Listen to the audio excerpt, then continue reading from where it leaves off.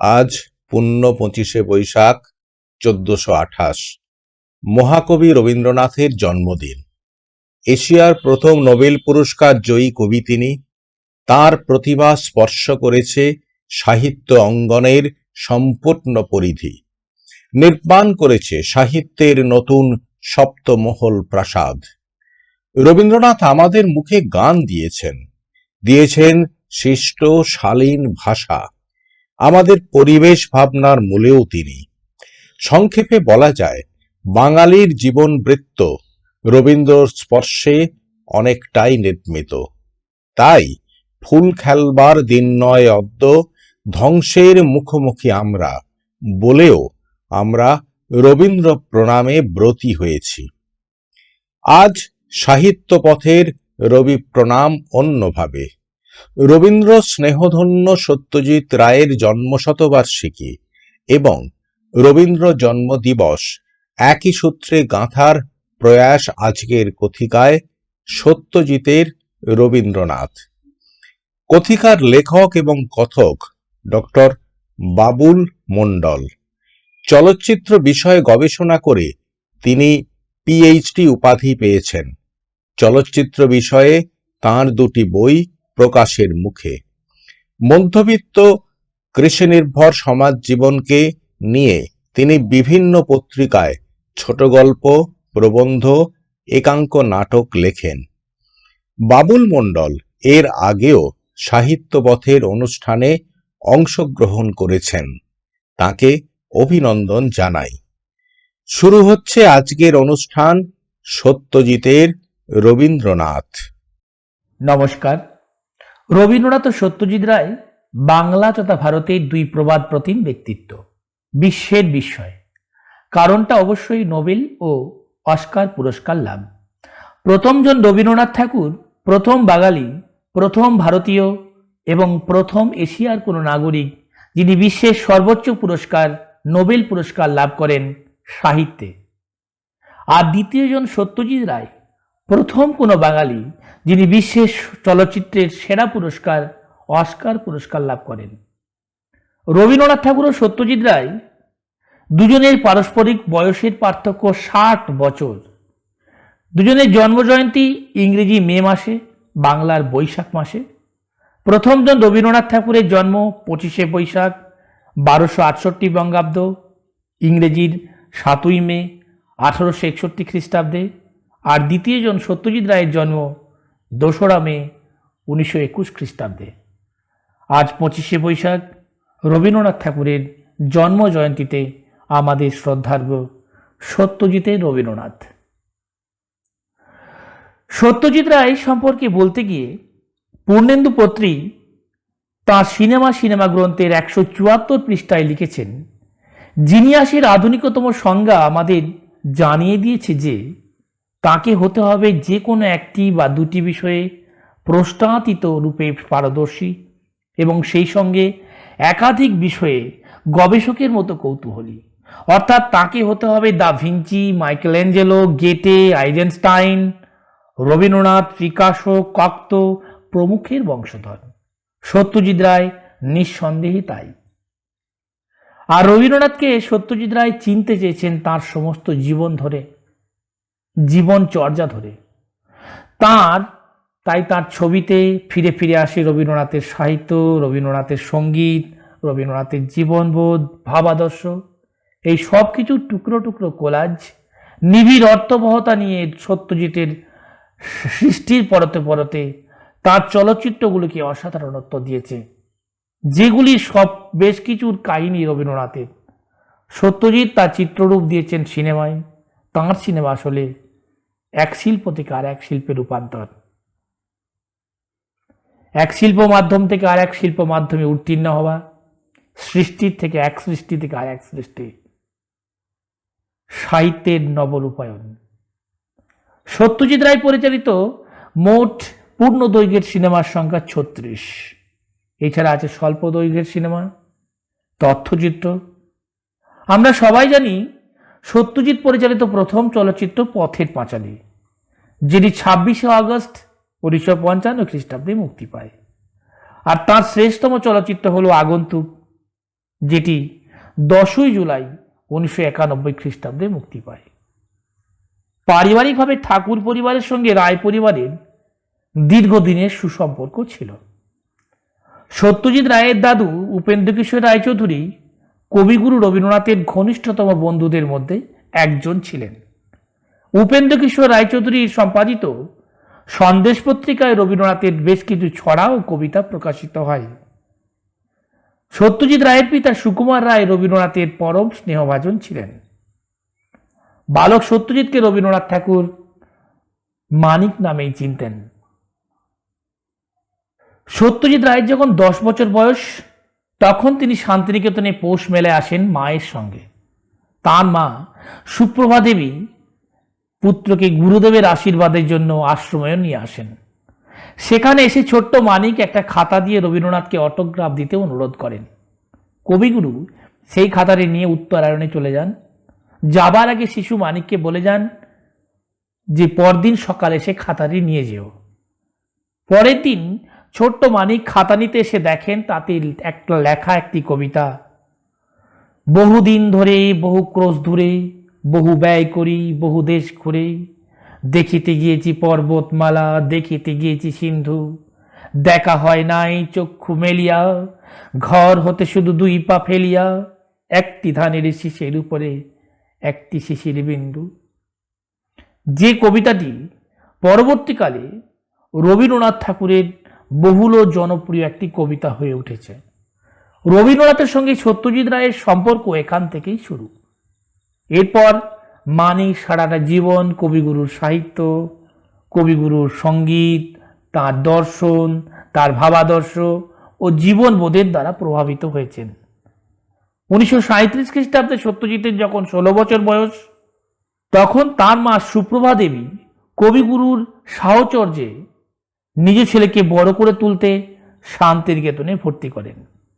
১৯৪১ খ্রিস্টাব্দে ৭ই আগস্ট ২২শে শ্রাবণ ১৩৪৮ বঙ্গাব্দে রবীন্দ্রনাথের মৃত্যু অবধি সত্যজিৎ রায় কবিগুরুর সস্নেহ বেড়ে ওঠেন এবং রবীন্দ্রনাথের পরলোক গমনের ১৫ বছর পর ১৯৫৫ খ্রিস্টাব্দে যখন তিনি চলচ্চিত্রকার হিসেবে খ্যাতি লাভ করেন, তখন তারপর তিনি বেশ কিছু চলচ্চিত্র নির্মাণ করেন রবীন্দ্রনাথের গল্প উপন্যাস অবলম্বনে। এছাড়া তার সৃষ্টির মধ্যে আছে রবীন্দ্রনাথের গান বা রবীন্দ্রসঙ্গীত। সত্যজিৎ রায় সম্পর্কে বলতে গিয়ে বিশিষ্ট চলচ্চিত্র পরিচালক ঋত্বিক ঘটক বলেছেন, তার একমাত্র সত্যজিৎ রায় প্রবন্ধে, আমি মনে করি ভারতবর্ষের ছবির মাধ্যমটাকে যদি কেউ বুঝে থাকে তবে তিনি একমাত্র সত্যজিৎ রায়। দেখুন, মেজে ঘষে পড়াশোনা করে একটা স্তর অবধি রগড়াতে রগড়াতে পৌঁছানো যায়। এমনকি হয়তো প্রবন্ধকার বা স্কুল মাস্টারের স্তর ছাড়িয়ে এক ধরনের শিল্পীতেও পরিণত হওয়া যায়, কিন্তু জাত শিল্পী হতে গেলে অন্য আর একটা এলেম লাগে, বলেছেন ঋত্বিক ঘটক। সত্যজিৎ রায় হলেন সত্যিকারের জাত শিল্পী। সত্যজিৎ রায় পরিচালিত দেবী চলচ্চিত্রটিকে ধরলে মোট ৪টি চলচ্চিত্র রবীন্দ্র কাহিনী অবলম্বনে নির্মিত। এগুলি হল: ১. দেবী ১৯৬০, ২. তিন কন্যা ১৯৬১, ৩. চারুলতা ১৯৬৪ এবং ৪. ঘরে বাইরে ১৯৮৪। এছাড়া আছে তার একটি তথ্যচিত্র রবীন্দ্রনাথ ঠাকুরকে নিয়ে, নাম রবীন্দ্রনাথ, ১৯৬১ খ্রিস্টাব্দে মুক্তি পায়। এবার আমরা রবীন্দ্রনাথ ঠাকুরের সাহিত্য অবলম্বনে নির্মিত সত্যজিৎ রায়ের চলচ্চিত্রগুলিকে নিয়ে আলোচনা করব। প্রথম, দেবী। দেবী সত্যজিৎ রায়ের পরিচালিত ষষ্ঠ চলচ্চিত্র, যাতে প্রথম রাবীন্দ্রিক ভাবকে তিনি ছবিতে ব্যক্ত করেন। দেবী চলচ্চিত্রটি প্রভাত কুমার মুখোপাধ্যায়ের দেবী গল্প অবলম্বনে নির্মিত হলেও দেবী গল্পের কাহিনী সূত্র প্রভাত কুমার মুখোপাধ্যায়কে দিয়েছিলেন স্বয়ং কবিগুরু রবীন্দ্রনাথ ঠাকুর। দেবী গল্পটি যখন প্রভাত কুমারের গল্প সংকলন নবকথায় স্থান পায়, তখন দ্বিতীয় সংস্করণের ভূমিকায় প্রভাত কুমার জানান, দেবী গল্পটির আখ্যান ভাগ শ্রীযুক্ত রবীন্দ্রনাথ ঠাকুর মহাশয় আমায় দান করেছিলেন। এ কথাটি প্রথম সংস্করণের ভূমিকায় উল্লেখ করি নাই, এখন করিলাম। চলচ্চিত্র হিসেবে দেবী খুবই প্রতিবাদী। গল্পকারের কথা অনুযায়ী এর সময়কাল 1783 থেকে 1803 খ্রিস্টাব্দ, অর্থাৎ অষ্টাদশ শতাব্দীর শেষ ভাগ। সত্যজিৎ রায় তাঁর দেবী চলচ্চিত্রটি 1959 খ্রিস্টাব্দে নির্মাণ করেন, যদিও এটি মুক্তি পায় 1960 খ্রিস্টাব্দে। মাঝখানে 60 বছরের ব্যবধান, অর্থাৎ এর যে কাহিনী, এর যে মূল গ্রন্থের কাহিনী, গল্পের কাহিনী এবং তার সঙ্গে চলচ্চিত্রের পরিবেশনা, এই যে কাহিনী, এই যে সময়, এই কাহিনীকে আরো যুগোপযোগী করে তোলার জন্য সত্যজিৎ রায় ঊনবিংশ শতকের দ্বিতীয় ভাগেকে নামিয়ে এনেছেন বা আগিয়ে এনেছেন। যখন পাশ্চাত্য জ্ঞান বিজ্ঞানের পরশে বাঙালি শিক্ষিত সম্প্রদায় ধর্মীয় অন্ধতা ও কুসংস্কারের বিরুদ্ধে সোচ্চার হয়ে ওঠেন, ভারতীয় সমাজের ধর্মান্ধতা ও কুসংস্কারের বিরুদ্ধে জোরালো আঘাত হলো দেবী। তাই বিশিষ্ট অভিনেতা অনিল চট্টোপাধ্যায় বলেছেন তাঁর কথা সত্যজিৎ প্রবন্ধে, ধর্মীয় অন্তঃসার শূন্যতা মানবতাকে কিভাবে পীড়ন করে, দয়াময়ীর ট্র্যাজেডি তার উদাহরণ। প্রভাত কুমার মুখোপাধ্যায়ের গল্পে দয়াময়ী যেভাবে মুক্তির পথ খুঁজে আত্মহনন করেছে, চলচ্চিত্রে সত্যজিৎকৃত পরিবর্তনটি কাব্যিক মনে হয়েছে। সিনেমার ভাষা যে স্বতন্ত্র তা প্রমাণিত হয় শেষ দৃশ্যে, যেখানে সর্ষে ক্ষেতের মধ্যে দিয়ে দয়াময়ী দৌড়ে যাচ্ছে, যেতে যেতে মিলিয়ে যাচ্ছে, ঘুরে চলে যায় উমাপ্রসাদ, নদীর ধারে দুর্গা প্রতিমার কাঠামো পড়ে আছে। এ দৃশ্য সাহিত্যের দয়াময়ীর গলায় দড়ি দিয়ে আত্মহত্যার মতো স্থূলতা থেকে মুক্ত, বলেছেন অনিল চট্টোপাধ্যায়। কথা সত্যজিৎ প্রবন্ধে মূল উৎস সাহিত্য চলচ্চিত্র, সত্যজিৎ রায়ের চলচ্চিত্র, ডক্টর মানবেন্দ্রনাথ সাহার গ্রন্থ। সত্যজিৎ রায় বাংলা তথা ভারতীয় চলচ্চিত্রের অসাধারণত্ব লাভ করেছেন নিজ গুণ, প্রতিটি খুঁটিনাটি বিষয়ের প্রতি শ্রদ্ধাশীল ও নৈতিকভাবে দায়িত্বশীল হয়। সাহিত্য থেকে প্রতিটি চলচ্চিত্র নির্মাণ ক্ষেত্রে তিনি যত্নবান হয়েছেন। সে কারণেই বিশিষ্ট অভিনেতা অনিল চট্টোপাধ্যায় বলেছেন, সত্যজিৎ রায়ের যে জিনিসটা আমি সবচেয়ে শ্রদ্ধা করি তা হলো তিনি ছবি করতে গিয়ে মূল সাহিত্যের প্রতি অসম্ভব নৈতিক দায়িত্ব অনুভব করতেন। সিনেমার ভাষায় রূপান্তরিত করেও তাকে নিটল কাহিনীর অবয়ব দেওয়ার চেষ্টা করতেন। ন্যারেটিভ স্টাইলে চলচ্চিত্রের ভাষাকে নিজস্ব শৈলীতে প্রকাশ করতে পছন্দ করতেন। দুর্বোধ্য ইমেজের পরিবর্তে ব্যবহার করতেন কবিতাময় চিত্রকল্প, আর তার সঙ্গে মিশে যেত মানবিক মূল্যবোধ। 3 কন্যা 1961 খ্রিস্টাব্দের 5ই মে সত্যজিৎ রায় নির্মাণ করেন তার সপ্তম ছবি 3 কন্যা। রবীন্দ্র জন্মশতবর্ষে মুক্তি পায় এটি। এই ছবির কাহিনী রবীন্দ্রনাথ ঠাকুরের পোস্টমাস্টার গল্পের রতন, মণিহারা গল্পের মণিমালিকা এবং সমাপ্তি গল্পের মৃন্ময়ী চরিত্র অবলম্বনে। প্রথম পাঠ পোস্টমাস্টার। পোস্টমাস্টার অংশে সত্যজিৎ রতনকে বালিকা করেই চিত্রায়িত করে তুলেছেন। পোস্টমাস্টার ও রতনের মধ্যেকার গড়ে ওঠা স্নেহ সম্পর্ক ও তার পরিসমাপ্তিতে এক বিচ্ছেদ বেদনা ছিল। চলচ্চিত্রে সত্যজিৎ রতন পোস্টমাস্টারের সম্পর্কটিকে স্নেহ সম্পর্কের বাঁধনে বেঁধে রেখেছেন। গল্পে যে একপাক্ষিক প্রচ্ছন্ন প্রেমের ইঙ্গিত ছিল তা চলচ্চিত্রে প্রত্যাখ্যান করা হয়েছে, কারণ এতে মূল রস স্নেহ বিনষ্ট হতো।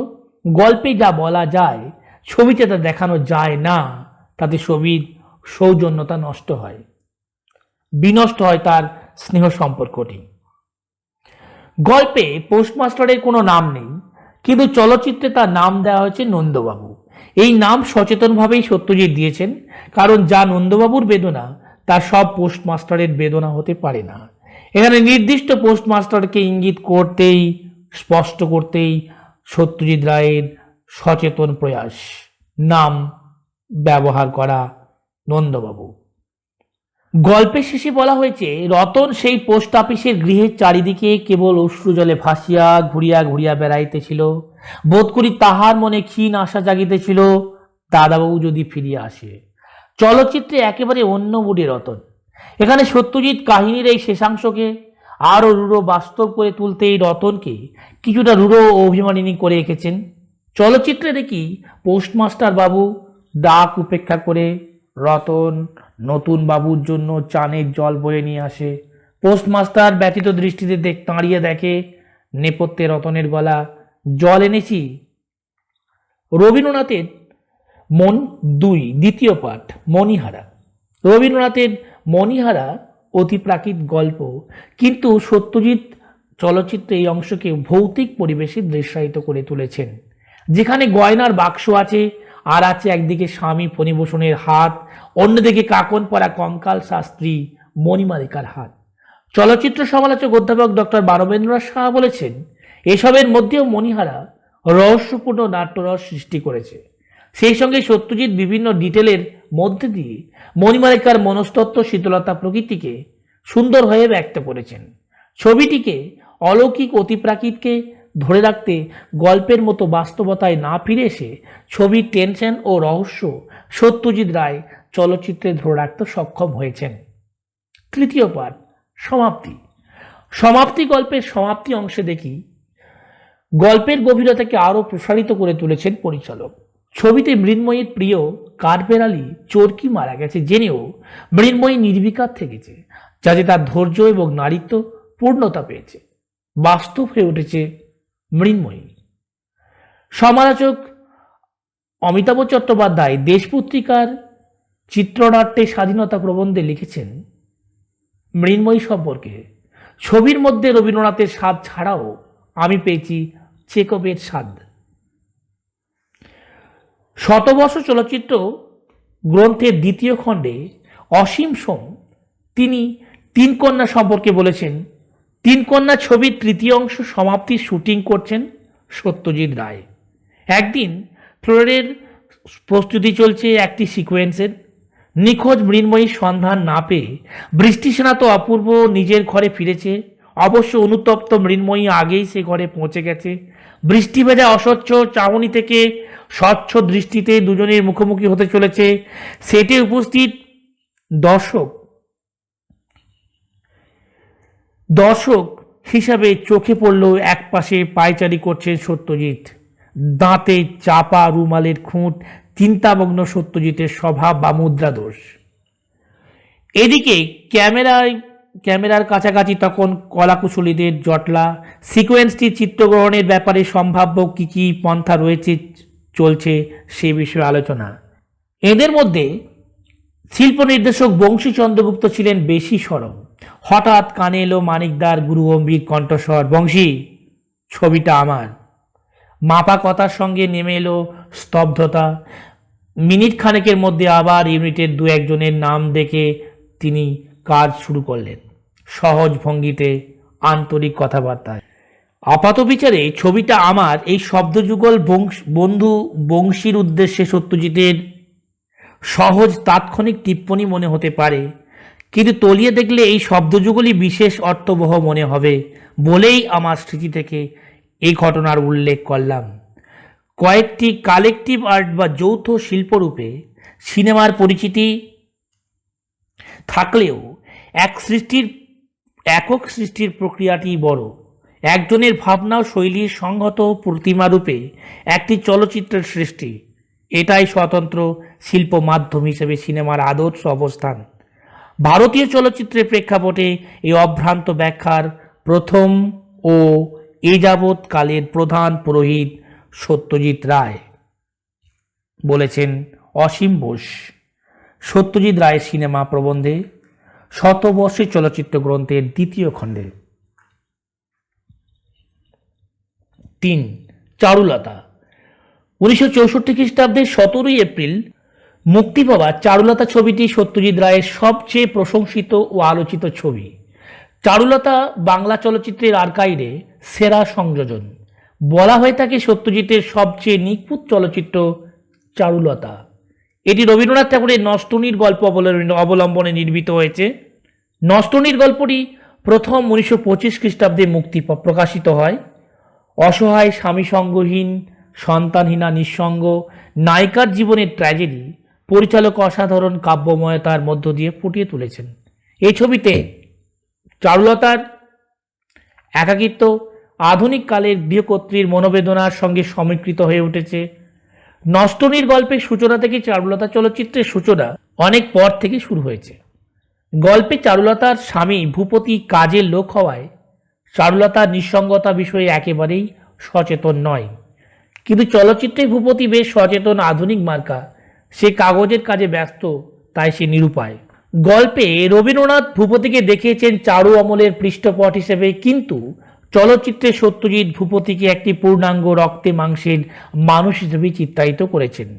তাই চলচ্চিত্র সমালোচক অধ্যাপক ডক্টর মানবেন্দ্রনাথ সাহা লিখেছেন, ভূপতির এই সংবেদনশীল চরিত্র নির্মাণের কৃতিত্ব সত্যজিতের। তিনি আরও বলেছেন, সত্যজিৎ রায় শেষ দৃশ্যে যে সংযমী শিল্পীর পরিচয় দিয়েছেন, তাদের চারুলতার হাহাকারের রেশ ও নষ্টনীরের ইমেজ দুই বজায় থেকেছে। অন্যদিকে বলা যায়, নষ্টনীরের ট্র্যাজেডি ভূপতি ও চারুর, কিন্তু চারুলতার ট্র্যাজেডি কেবল চারুর ট্র্যাজেডি। তাই গল্পের পরিণতি এখানে চলচ্চিত্রের মাত্রায় পূর্ণতা তাৎপর্য লাভ করেছে।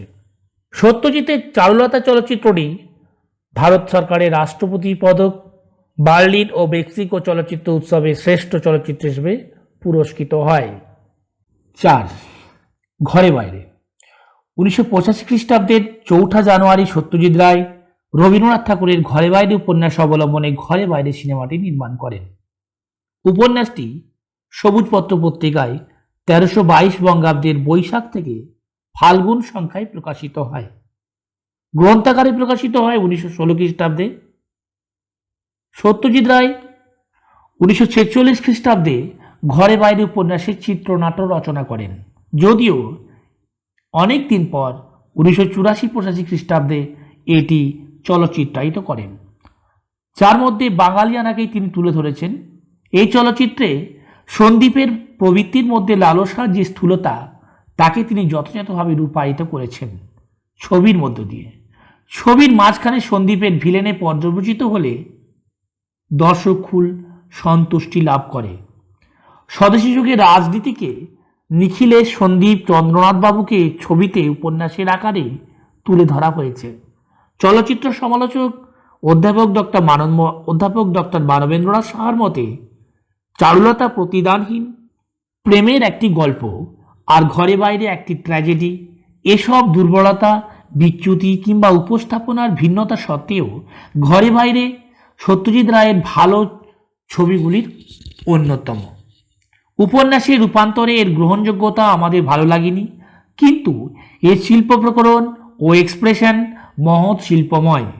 তিনি আরও বলেছেন, সত্যজিতের সিনেমার মতো রবীন্দ্রনাথের ঘরে বাইরে কখনোই বিমলার শাস্তি পূরণের গল্প নয়, বরং মোহমুক্তির মধ্য দিয়ে বিমলা কিভাবে কুলায় ফিরেছে তারই উপন্যাস। ঘরে বাইরে চলচ্চিত্র। ঘরে বাইরে ছবি প্রসঙ্গে পাঁচালী থেকে অস্কার গ্রন্থে 2য় খণ্ডে উজ্জ্বল চক্রবর্তী বলেছেন, এ ছবির কেন্দ্রীয় নারী বিমলার জীবনের সামান্য কটা দিনের ঘটনায় একটা জীবনকে সম্পূর্ণরূপে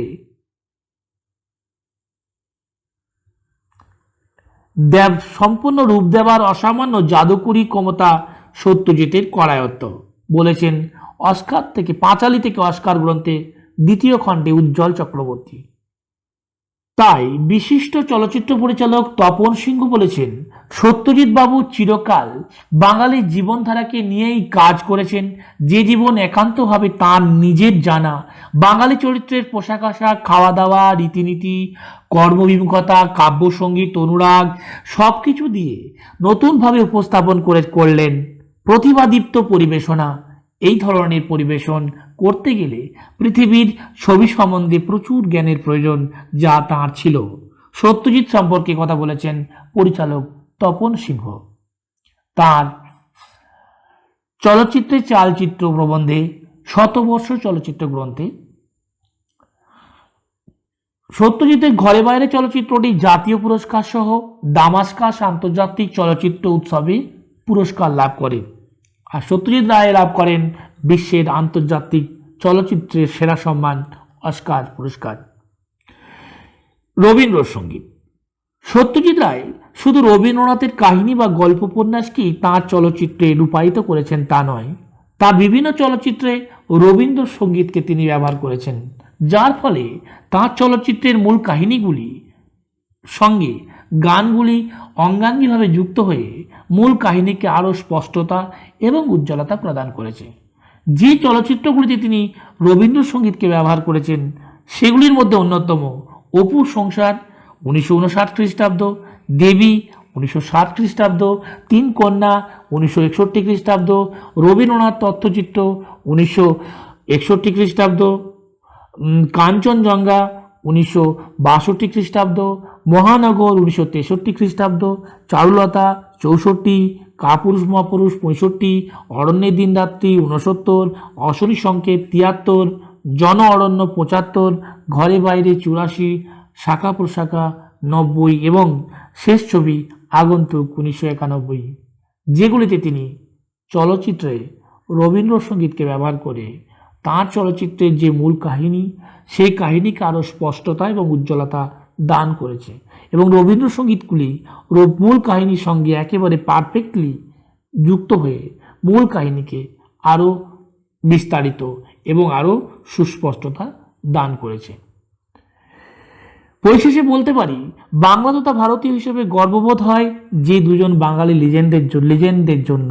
তাদের মধ্যে একজন রবীন্দ্রনাথ ঠাকুর, অন্যজন সত্যজিৎ রায়। দুজনকেই আমার শ্রদ্ধা ও প্রণাম। আজ 25শে বৈশাখ রবীন্দ্রনাথ ঠাকুরের জন্মজয়ন্তী। কবিগুরুকে আমার শতকোটি প্রণাম। নমস্কার। এতক্ষণ আপনারা সাহিত্য পথের অনুষ্ঠান শুনলেন। আগামী দিনে এমনই একটি আকর্ষণীয় অনুষ্ঠান আপনাদের জন্য সাহিত্য পথে সম্প্রচার করা হবে। শুভরাত্রি।